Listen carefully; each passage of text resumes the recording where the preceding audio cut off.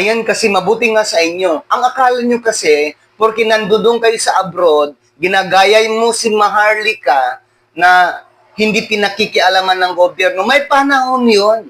Kaya ikaw, Ilay, Bugret, dapat ka talaga managot sa mga pinagsasabi mo. Buhay ng tao yon. Ipinanganak ka, pinalaki ka, sinabihan ka ng mga magulang mo na maging respetadong taong. Pati sa eskwelahan, pinagtuturuan tayo ng mga teachers natin.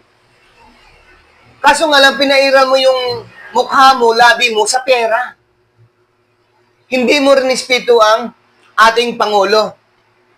Kung sino-sino lang nagsasabi sa'yo, ito 50,000, adi 10,000, sige, siraan mo. So ano ngayon? Kasi ang akala mo, hindi ka mapapauwi dyan. Madideport ka.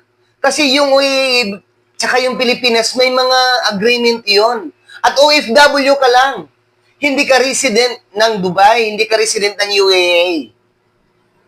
Kaya kailangan ka i-deport, panagutan mo ang lahat na pinagsasabi mo na pumunta ka doon sa West Wings, ikaw ang pumunta doon. Para ikaw ang indeksyon ng pagpatay para sa iyo. O kaya hindi man, kahiin yung bunganga mo para manahimik ka na. Ang akala mo, ordinaryong tao ang presidente? Walang hiya ka? Lahat nagkikinabang kayo sa paglipad nyo.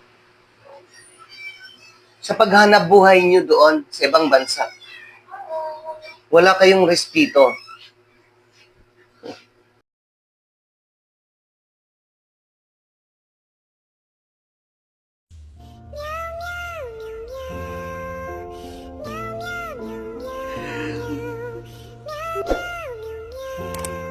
Oh my God.